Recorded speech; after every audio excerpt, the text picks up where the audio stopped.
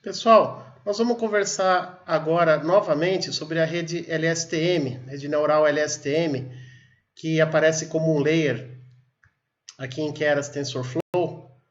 E essa rede ela é especializada em dados recorrentes, se lembrando, assim, entre aspas, dos eventos ou dos dados mais recentes numa sequência e esquecendo mais dos dados anteriores ou mais antigos. Isso simula aproximadamente como o ser humano se comporta quando lê um livro. A gente se recorda das páginas anteriores com mais clareza e as páginas lá do começo do livro, os capítulos anteriores, a gente recorda só de uma essência, de coisas mais importantes.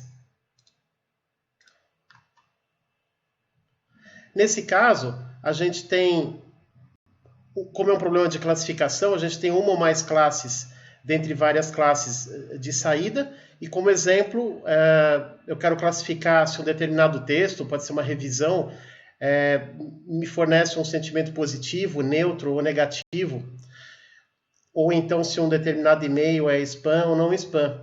A coisa bacana nesse sentido é que a rede neural aprende as sequências necessárias para essa classificação.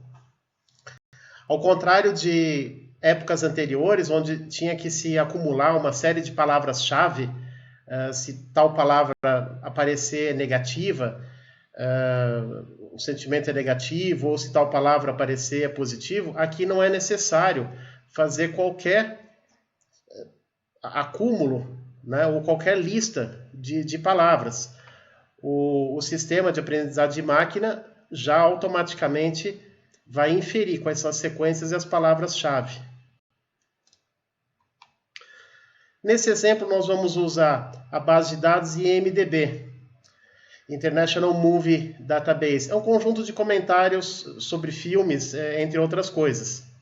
Nós vamos usar esses comentários como entradas sobre cada filme e já tem uma classificação anotada se o comentário é positivo ou negativo. A gente tem, portanto, duas classes de saída e a gente acaba modelando como uma classe única binária, como no caso de classificação em outro exemplo que nós vimos.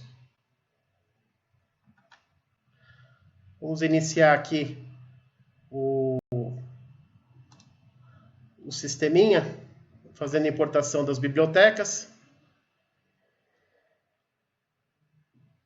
Em seguida, nós vamos carregar a base de dados.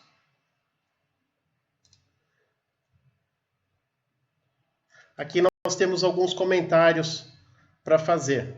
Nós vamos manter só as 5.000 palavras mais frequentes. Então, nós descartamos as outras. Existe um formato que a carga dos dados já nos fornece, que é substituir cada palavra por um número inteiro. Esse número não é a ordem alfabética no dicionário. Esse número inteiro, que é atribuído a cada palavra, ele é um número proporcional inversamente à frequência da palavra. Então, artigos, preposições vão ter números mais baixos, porque eles são mais frequentes. O nome desse processo é chamado de tokenização. Então, essa é uma palavra que vai aparecer em alguns momentos. Então, tokenização é o processo de se substituir palavras por números inteiros que são inversamente proporcionais à frequência da palavra no uso do dia a dia. Pode ser numa base de jornal, enfim, pode ser numa base de comentários, pode ser no Twitter. E para cada exemplo, nós vamos manter 500 palavras. Aí entra o conceito de padding. No padding, então, por exemplo, a minha sentença tinha, hipoteticamente, 250 palavras, eu vou completar os espaços que não são ocupados por palavras, eu vou completar com 0. Lembrando que na tokenização, o número 1 também é um número reservado, e ele vai representar palavras que não estão no nosso dicionário. e, portanto, fora dessas 5.000 palavras mais frequentes. Esse é um conceito também importante.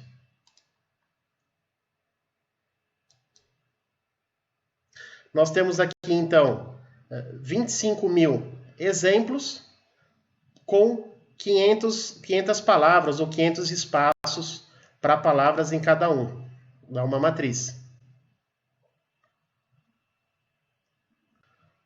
Conversando aqui um pouco sobre o modelo, nós temos novamente um layer de entrada, um input layer, um layer LSTM para a rede recorrente e um layer dense para a classificação. Lembrando que um layer dense, ele tem todos os seus nós conectados com os nós do layer anterior.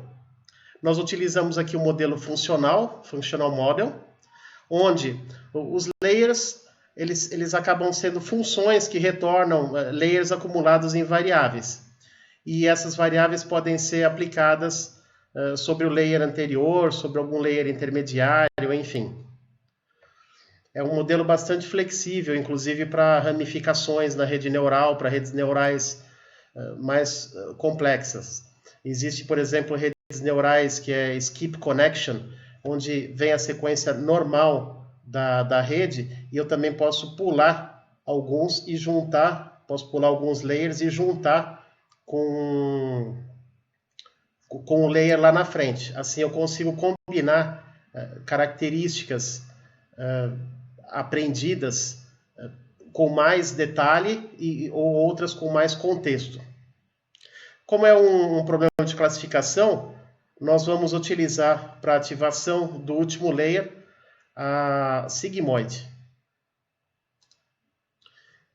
E a compilação do modelo, que é a parte que configura o modelo para o treinamento, especifica o otimizador que vai ser utilizado, a função de perda, loss function, que é o desvio do valor previsto em relação ao valor fornecido.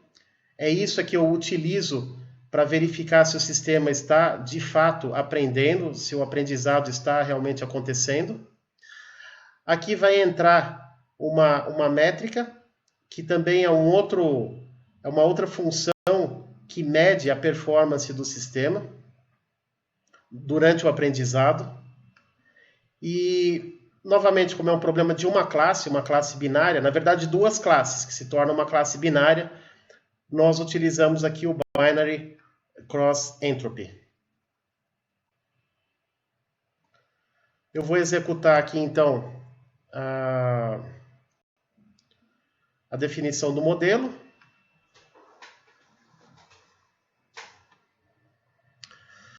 Aqui apareceu uma outra coisa diferente aqui que é muito importante, que eu vou entrar com bastante mais detalhe durante o curso, que é o conceito de embedding.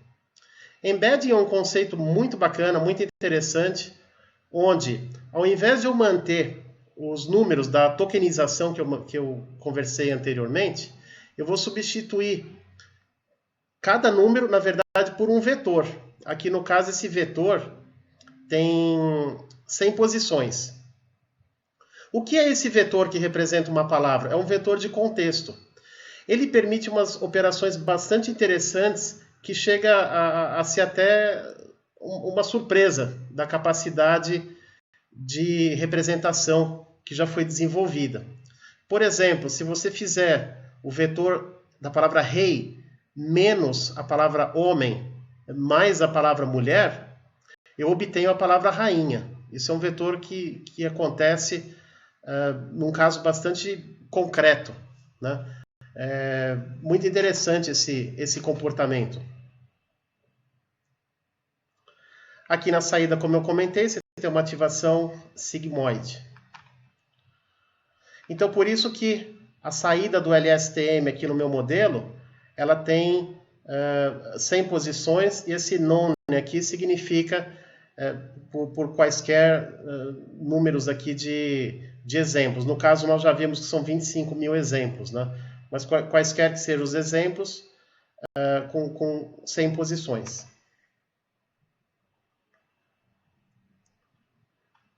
E aqui nós estamos prontos, então, para executar o treinamento, através do meu fit.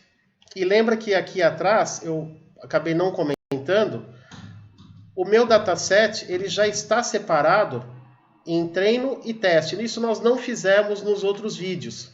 Então entra aqui o conceito de teste, que vai entrar aqui nos dados de validação, no validation data. Então isso é muito importante. Como os outros exemplos eram mais simples, eu não quis focar nisso. Isso aqui é um caso muito importante, então eu sempre vou validar se o sistema de fato está aprendendo com dados que não foram vistos.